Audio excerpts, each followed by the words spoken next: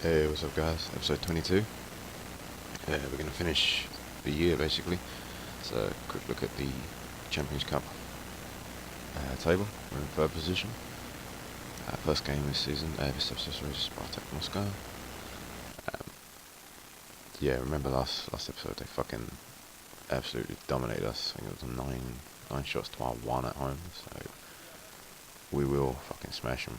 There's the first goal. Um, yeah, no way did the first leg this tie fucking reflect the game. They had 60% possession and 9 shots. It's fucking bullshit.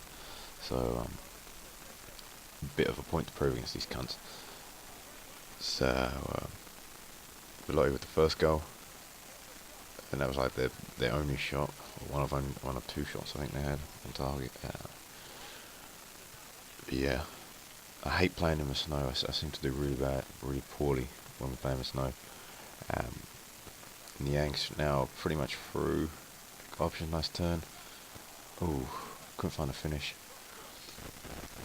It's a bit of our signature in Niang. We like to do that turn and then a finesse shot to the far post. Not that time. Paredes, Kovalenko, Belotti. Belotti's through. Belotti slots it in. Second of the game. So yeah, I was gonna rest some players, but I figured we need these points. So we're pretty low on stamina, but we're gonna rest some players in the league. Austin Niang, who taps it in. Is he worth the 33 million we paid for him? Yeah, I reckon he is, to be fair.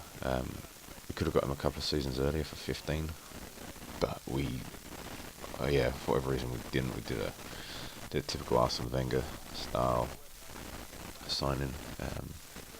Oh, Belotti's through. Can you get the hat trick? There it is.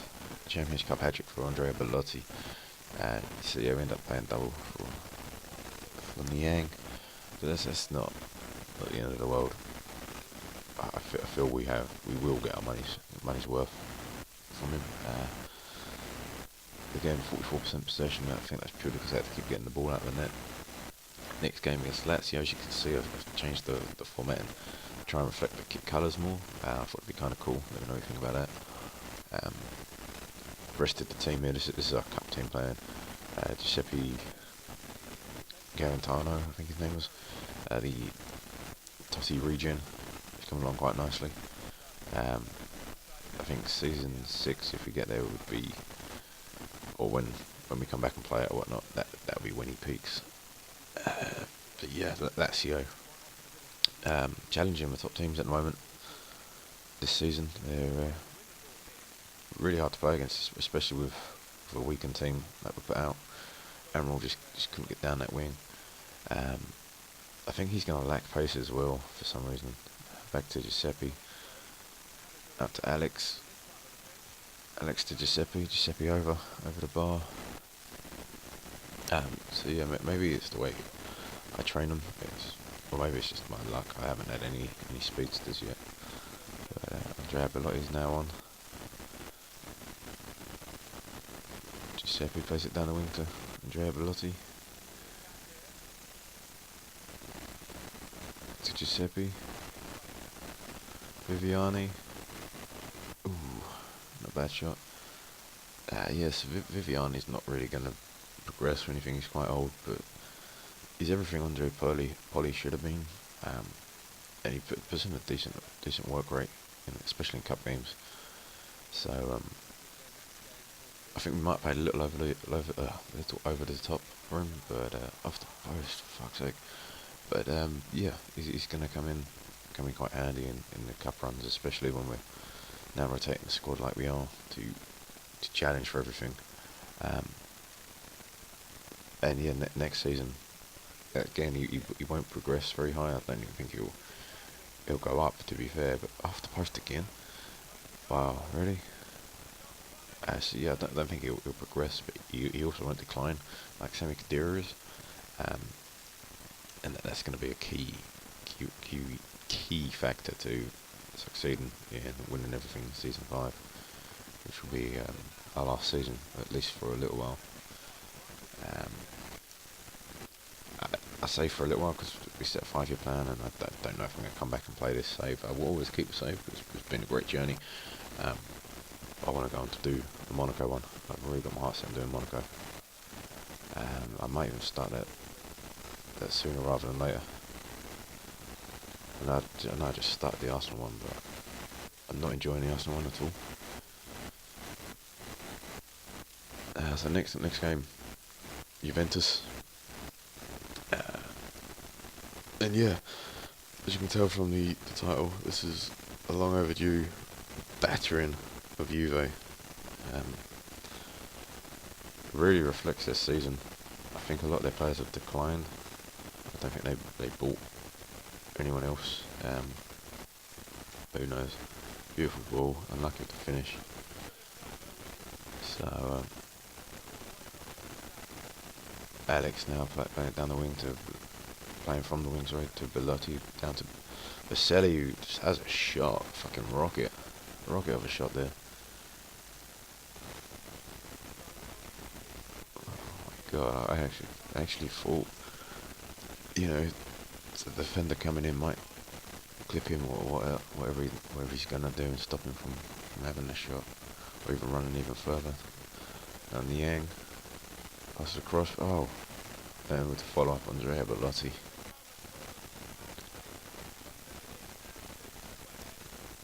With Niang, I think he may be at his best. I don't know how much further he's going to progress. But even if he's like turns into like a impact substitute, he's still going to be a great asset with that 99 sprint speed and quite high acceleration, I think. Quick little one-touch football, passing across the goal to Kovlenko, I think that was. Yeah, it's Kovlenko. Slots it in. Can Andrea Bellotti break free? He does.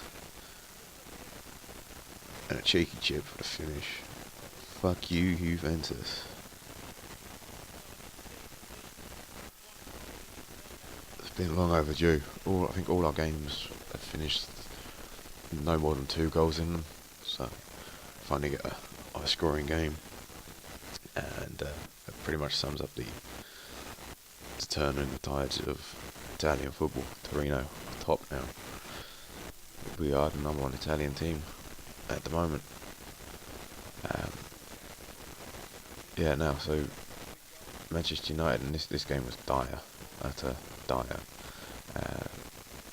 Not a lot to show really.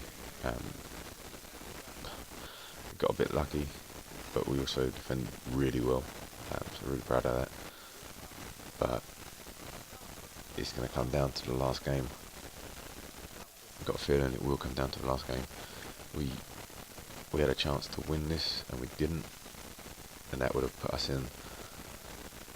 into pole position for second place, if you like. You can have a quick look there. Man United are first, Dortmund are second, and we're third. If we'd beat Man United, we would have been first, depending on the Dortmund game. And this is what I'm talking about. Fucking hell. Going into the last game, we would have been at least second, point ahead of Man United. So yeah, due to this game, it is out of our hands, and it's not really up to us. There's nothing we can do. We just got to avoid losing, basically. So yeah, again, a bit lucky there, straight off the post. Got a crossbar. I don't know where we had those 8 shots. Honestly, don't. I don't recall having more than 2. Bologna back in the league, resting players again. Crucial game coming up against Dortmund. I think. I don't think that's next. I think there's one more league game first. But yeah, Reyes, he's quality. He's a youth academy player. Oh, Alex goes for the shot. Yes, Reyes is a youth academy player, but he's progressing really well. Very versatile midfielder. Again, I think he's going to peak next season, potentially season 6. Um, but yeah, he's already coming along really nicely. He's an 82 or an 83 overall at the moment. And he's not getting a lot of game time. So I know it's going to come. He's going to request to leave. Struggling to break down Bologna at the moment. Bit of tiredness going on. So Bruno Perez pressuring. Bologna on the attack. He slices it wide. Back on the attack now. Nice bit of passing going on there. Giuseppe with the ball. Passes to Mari back to Giuseppe. And Kovlenko gets it just in front of the goalkeeper to make it 1-0. We had to work that one, that's for sure. This was a really, really frustrating game. I noticed... Oh, Giuseppe's through on goal now. What's he going to do? He's got options coming. Goes for a chip. It goes in.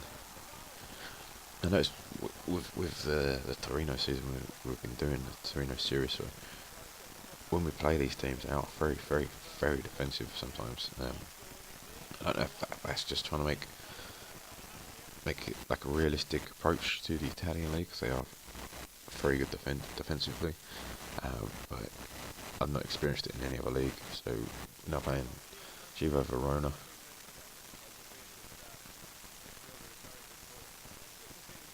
Kovlenko plays through Emerald, resting players now for the next game against Dortmund.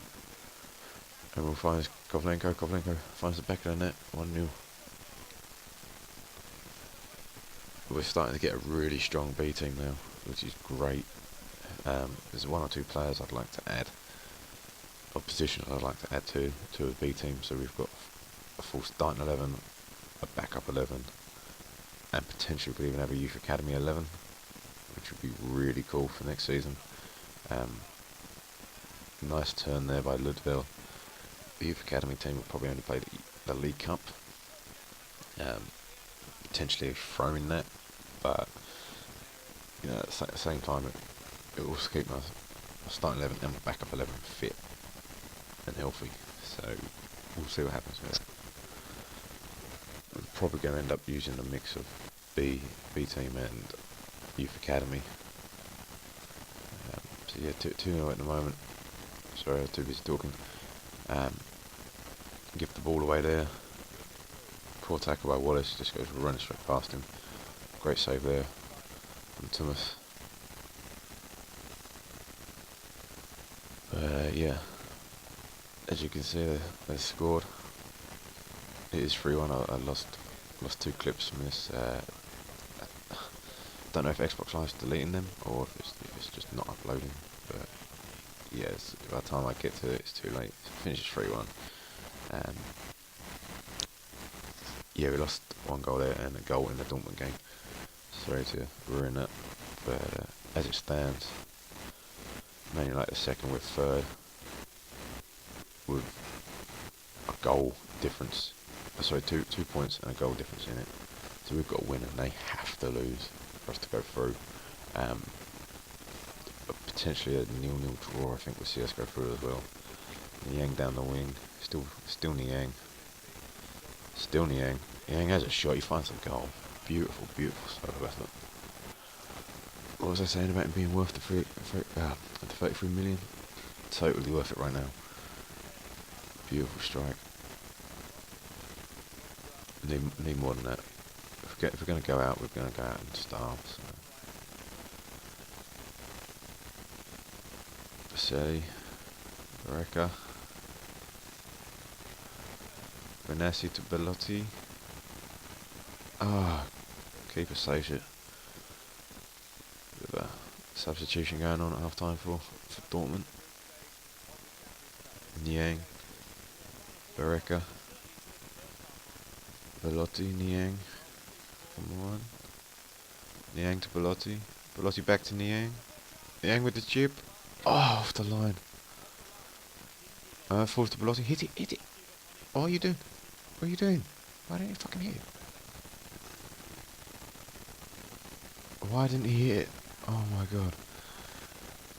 So, Dortmund on the attack now with Royce. Keeper saves it, keeps us in it. Velotti's chasing it. Dortmund are passing it around really well. This is something I think EA need to change with the next one, because I have played shit teams and they've done this to me from the start. So yeah, I'd like to see that change next year even. Alex on the wing, Velotti, Niang. Oh, off the crossbar. Finishes 2-0. That's the second goal that I lost, as I said earlier. I'm not sure why. And Man United lost 2-1 to Spartak Moscow. That means we're through. We're through by a point. So last game of this episode. Just a little bit of information there. Just best versus the worst. Best defense versus the worst goal scoring record. So passing it around now. Paredes in central midfield. Out to Niang. Back to Paredes now. Verdi finds Niang. A bit of skill by Niang. Still Niang. Niang with the shot goes wide. The second half now.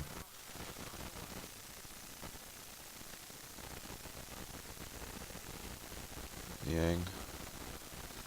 Kovlenko. Velotti. Oh, Velotti loses the ball. Maximov shuts him down. Gets the ball back. Passes through to Kovlenko, who plays it through to Velotti. Nice run. No. Couldn't find the finish. Kovlenko out to Niang. Niang with a shot. I don't think we're going to beat this keeper today. Verdi now. Ah, so he just couldn't get there in time. Bruno Perez. Paredes. Niang. Kovlenko, fucking goalkeeper, man.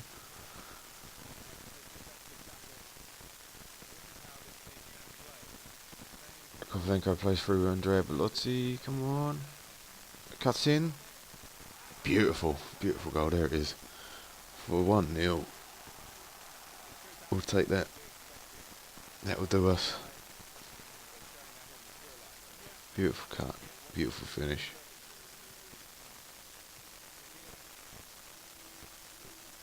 Games like this, and we get the goal. I feel sometimes I should just like pass it around to end the game. But I don't want to do that. I don't find that entertaining. I don't find it fun. Belonging now on the break. Joe Murillo couldn't tackle. Oh, here's the post straight back to Murillo. Finishes with 1-0. Quick look at the table. Top of the table by a point. Lazio, point behind us. Sampdoria also a point behind us. Inter, 2 points behind us. Milan's still in it. You know, it's 5 points behind. Juve are now 6th. So yeah, it's going to be close this year, guys. As always, like, comment, subscribe, and I'll see you next week.